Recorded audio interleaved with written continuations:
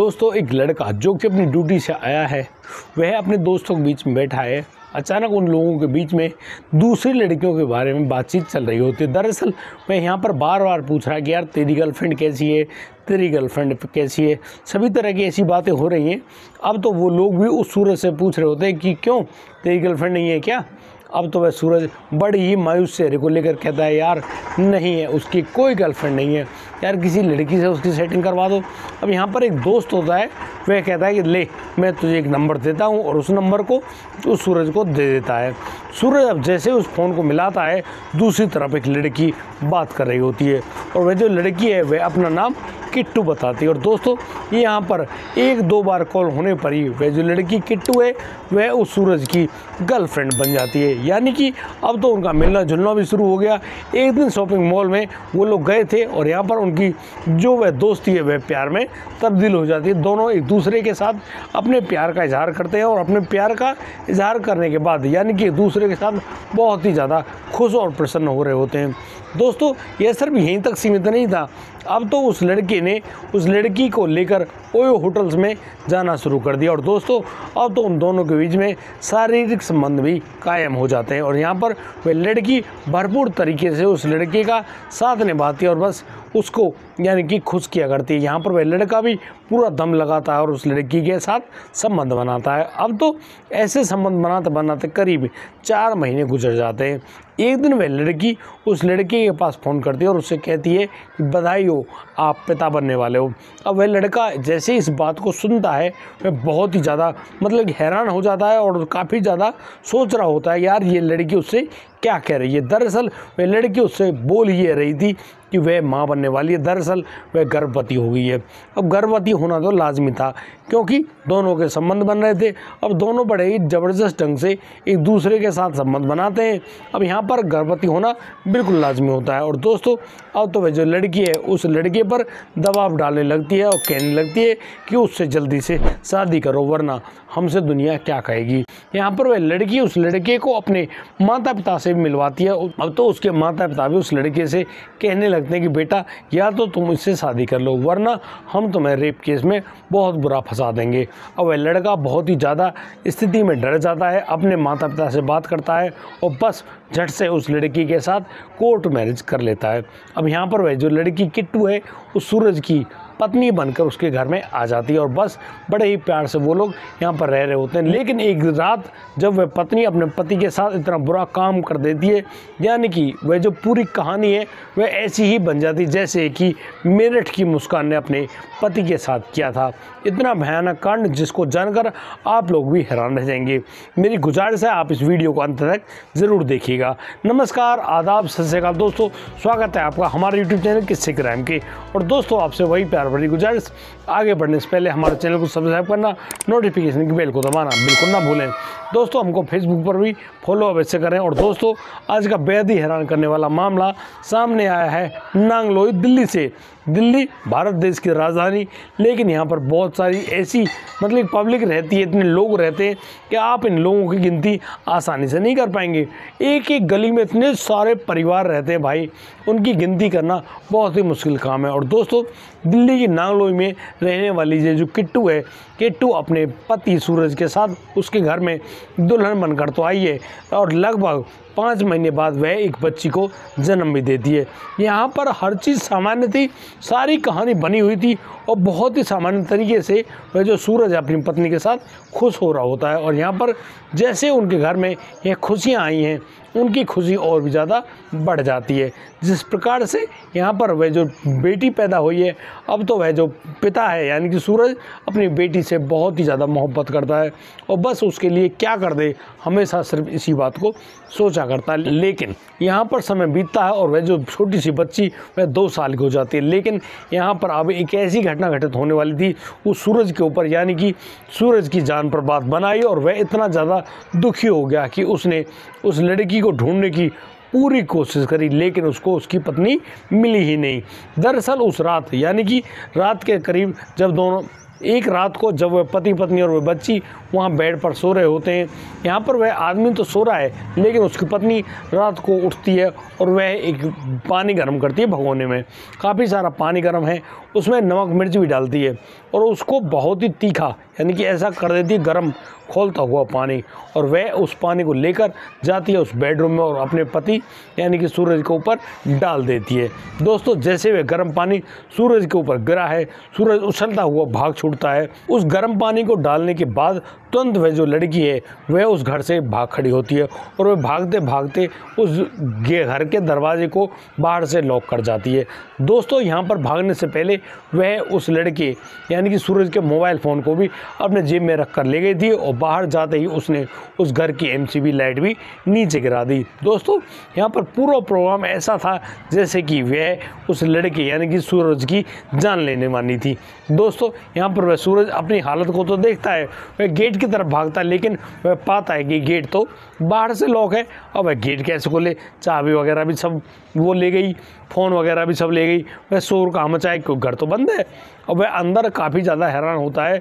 वह अब अपनी छोटी सी बच्ची की तरफ जाता है, लेकिन यहाँ पर भगवान का शुक्र होता है वह छोटी जो 2 साल की बच्ची है वह सुरक्षित है, क्योंकि उसके ऊपर कंबल पड़ा था और कंबल की वजह से वह लड़की जली नहीं थी। अब तो वह जो सूरज है बहुत ही ज़्यादा मतलब कि तड़प रहा होता है, भाई जल तो वो गया ही है। वह अब देखता है कि यहाँ पर एक खिड़की है वह जो थोड़ी सी खुल सकती है। वह उस खिड़की के पास जाता है, उसको थोड़ा खोलता है और फिर उसमें ज़बरदस्त धक्के मारना शुरू कर देता है। दरअसल वह अपने माता पिता से तो अलग रहता ही है अपनी पत्नी के साथ, और वह अब उस घर का उस खिड़की को तोड़ने का पूरा प्रयास करता है, दम लगाता है और चिल्लाता है। और सुबह के 3 बजे यानी कि अब शहर में तो भाई जागे कौन, क्योंकि 2-3 बजे तो उनका सोने का टाइम होता है, सभी लोग गहरी नींद में होते हैं। यहाँ उस सूरज की आवाज़ को ना तो कोई सुनता है और ना ही उसकी बात का रिप्लाई देता है। वह सूरज जैसे तैसे उस खिड़की को तो तोड़ देता है और वहाँ से बाहर निकलता है। बाहर निकलकर वह वहाँ पर जॉगिंग कर रहे हो 2 लड़कों से फ़ोन मांगता है और उनसे कहता है कि पुलिस के पास फ़ोन करना है। और दोस्तों वो लड़के उनको फ़ोन दिखाते हैं। सूरज अब दिल्ली पुलिस के पास फ़ोन करता है और आप बीती पूरी घटना को बताता है। दोस्तों दिल्ली पुलिस के जो जवान हैं वो उस लड़के सूरज को लेकर हॉस्पिटल जाते हैं और हॉस्पिटल में अब तो सूरज का इलाज चल रहा होता है। सूरज लगभग यानी कि 80% जल चुका होता है, लेकिन वह हॉस्पिटल में जाने के बाद जब अपने माता पिता के पास फ़ोन करता है और उनको बताता है कि उनकी जो बेटी है उस घर में यानी कि मौजूद है, जल्दी से वहाँ पर पहुँचो। अब तो उसके माता पिता आते हैं, उस छोटी सी बच्ची को उस घर से निकालते हैं। वह लड़की बहुत ही बुरी तरह से वहाँ पर रो रही होती है, लेकिन उसको जब बाहर निकाल लिया जाता है जब तो वह लड़की चुप हो जाती है। लेकिन वह सूरज यहाँ पर बता रहा होता है अपने माता पिता को कि उसकी जो पत्नी है यानी कि किट्टू उर्फ ज्योति है उसने ये सब काम किया है और अब वह पता नहीं कहाँ पर भाग गई है, उसके बारे में कोई जानकारी नहीं है। दोस्तों यहाँ पर उस लड़की की जली हुई हालत तो ज़्यादा गंभीर है, उसका अभी इलाज चल रहा होता है और जब उसका इलाज चलता है यहाँ पर अब तो करीब उसको टाइम बीत जाता है, करीब 9 महीने लग जाते हैं और इन 9 महीनों में उसके करीब 5.5 लाख रुपए भी खर्च हो जाते हैं उसके इलाज में। अब तो वह बड़ा ही परेशान दुखी है, क्योंकि वह जो लड़की है जो उसकी पत्नी किट्टू उर्फ ज्योति है, उस किट्टू ने उसके साथ इतना बुरा क्यों किया वह बहुत ही ज़्यादा हैरान है। लेकिन अब उसको अचानक से वो बात याद आ जाती है जब उसको एक दिन यहाँ पर एक लड़का मिला था और वह लड़का उससे कहता है कि यह जिस लड़की को तो वो अपनी पत्नी बनाकर घूम रहे हो, दरअसल ये तुम्हारी पत्नी नहीं, यह तो उसकी पत्नी है। दरअसल वह लड़का रहने वाला था पूटकला का और दोस्तों वह पूटकला का पहला पति था उस लड़की किट्टू का।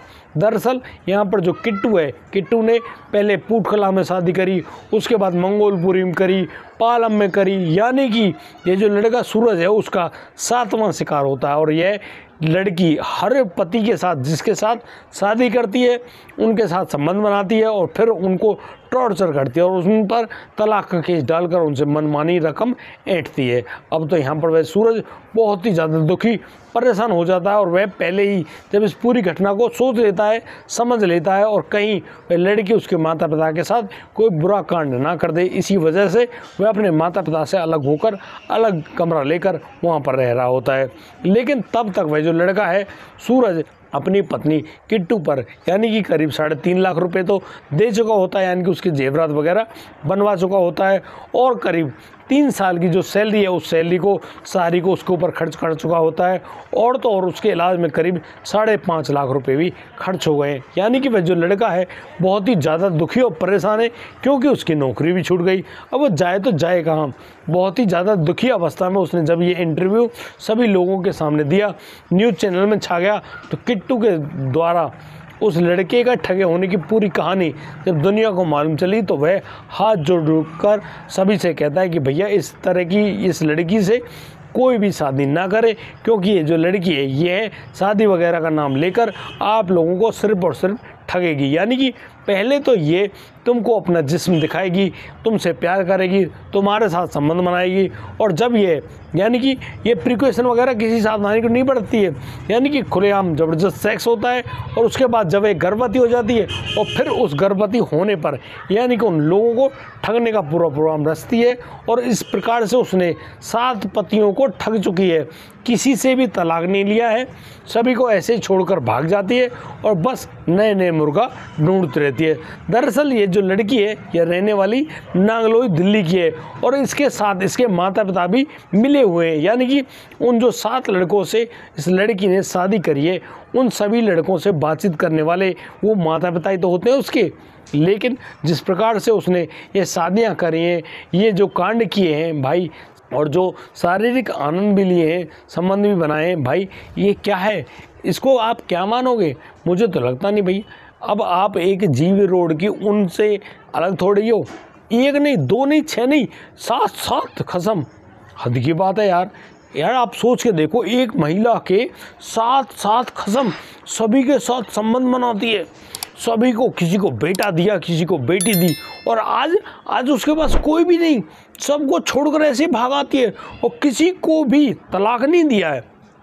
बड़ी हद की बात तो ये है कि अब जब 7वें नंबर पर जब सूरज के साथ ये पूरी प्रक्रिया हुई, सूरज अब अहम कदम उठाता है, वह पुलिस के पास जाता है और फिर हाई कोर्ट यानी दिल्ली हाई कोर्ट में एक मुकदमा भी दर्ज करवाता है उस यानी कि लड़की किट्टू के खिलाफ। और हाई कोर्ट के आदेश के अनुसार अब वह जो किट्टू जैसे ही गिरफ्तार की जाएगी, उसकी यानी कि बेल भी नहीं हो पाएगी। हाई कोर्ट ने सख्त आदेश दिए हैं कि जैसे वह लड़की यहाँ गिरफ्तार की जाए, उसको उसके सामने लाया जाए और फिर उसको वाकई में बहुत ही भयंकर सज़ा सुनाई जाएगी, क्योंकि भोले भाले लोगों को ठगना यह सही काम नहीं है। हम लोग भी आपसे यही गुजारिश करते हैं कि भैया दिल्ली की लड़कियों से तो 1 फुट 2 फुट नहीं 100 फुट दूर होकर चलना, और किसी भी लड़की पर भरोसा मत करना भाई। इनका खाना खराब है, ये औरतें बहुत ही गंदी और गलत मानसिकता की, ये कब किसी को खत्म बना ले इनका कोई भरोसा नहीं है।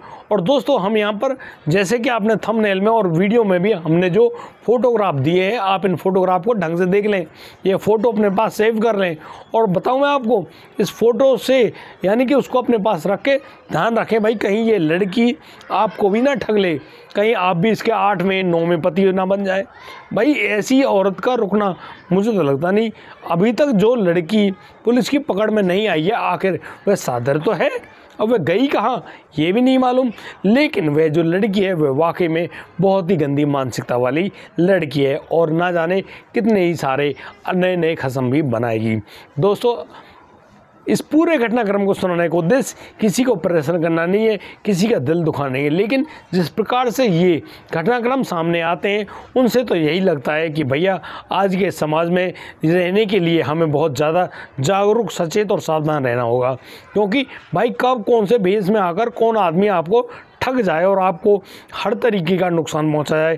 भैया अब तो लोग पत्नियों से परेशान, कहीं कोई मुस्कान ना बन जाए, उस पति के टुकड़े करके उसको ना काट दे, कहीं वो रूबी ना बन जाए, कहीं अपने पति को गोलियों से ना मार दे, कहीं वह औरैया वाली महिला ना बन जाए कि अपने पति को शादी होने के 15 दिन ही गोली चढ़वा दे।